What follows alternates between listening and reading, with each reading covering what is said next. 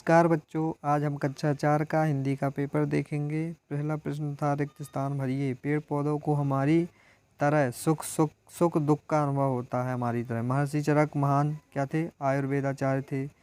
रेखा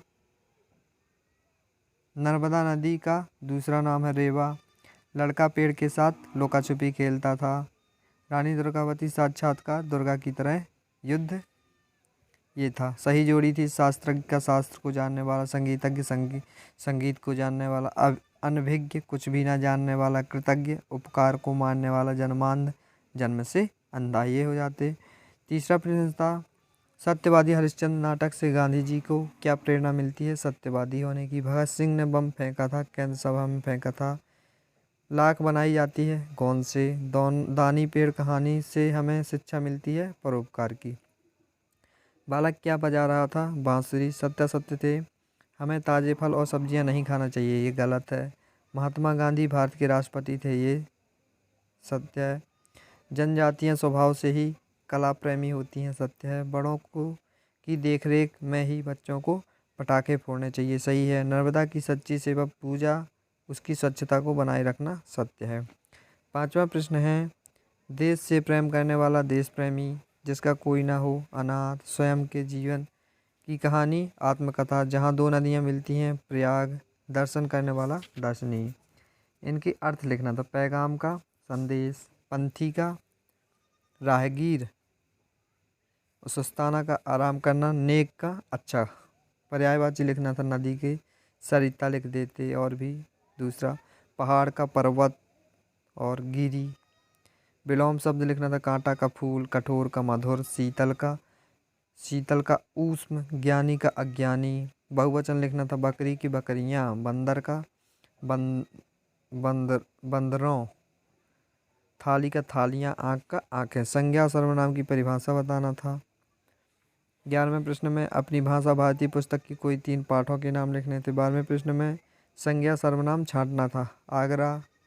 आगरा, राजा और भोपाल ये संज्ञा थे, बाकी सब सर्वनाम थे। हमें आई शब्द लगाकर शब्द रचना करना था। महंगा था, महंगाई लिख दिए थे। कठिन, कठिनाई। चढ़, चढ़ाई। तरुण, तरुणाई। अपनी पाठ्य पुस्तक भारत भारती की किसी एक कविता की लगातार 4 पंक्तियां लिखना था। 14वें प्रश्न में 15वें प्रश्न में मुहावरे का अर्थ लिखना था। चैन की नींद, सोना, बिना फिक्र होके आराम करना, बिना फिक्र होना, ये है। हाँ में हाँ मिलाना क्या हो जाएगा? हाँ में हाँ मिलाना का अर्थ मतलब चापलूसी करना। 16वां है शुद्ध वर्तनी करना था। नर्मदा क्या हो जाएगा? नर्मदा। माँ के ऊपर राकी लकार लग जाएगी।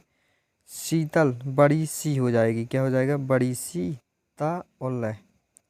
पढ़ाई का जो इंगा है वहाँ पे ढा ढक्कन का हो जाएगा, बड़ा ढा। और क्या है? पश्चिम का पश्चिम, छोटी, ऐसा हो जाएगा पश्चिम। अगला देखेंगे 17वां चित्रम दृष्टवा नाम लिखा। चित्रों को संस्कृत में मतलब चित्रों के संस्कृत नाम लिखना है। पुस्तक का नाम पुस्तकानी, नामानी।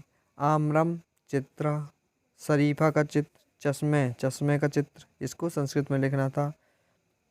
शब्दों में प्रयोग करना था। अस्त्र शस्त्र, पालन पोषण। अस्त्र शस्त्र युद्ध में हम अस्त्र शस्त्र का प्रयोग करते हैं। पालन पोषण माता पिता हमारी पालन पोषण करते हैं। 19वें में था एक प्रश्न, निम्न प्रश्नों के उत्तर लिखना था। भगत सिंह कहाँ के रहने वाले थे? मध्य प्रदेश की प्रमुख जनजातियों के नाम लिखना था। बैगा और भी लिख सकते थे। गांधी जी का जन्म कब और कहाँ हुआ था? स्वस्थ जीवन का क्या रहस्य? नर्मदा नदी कहाँ से निकलती है, ये लिखना था। 20वें प्रश्न में अपने पिताजी को पत्र लिखना था, आपकी परीक्षा की तैयारी के लिए जानकारी देना था। इसके अथवा में था कक्षा 4 को 3 दिन की अवकाश के लिए छुट्टी लिखना था। 21वें प्रश्न में मेरे विद्यालय, दीपावली, गाय और राष्ट्रीय पर्व के लिए निबंध लिखना था।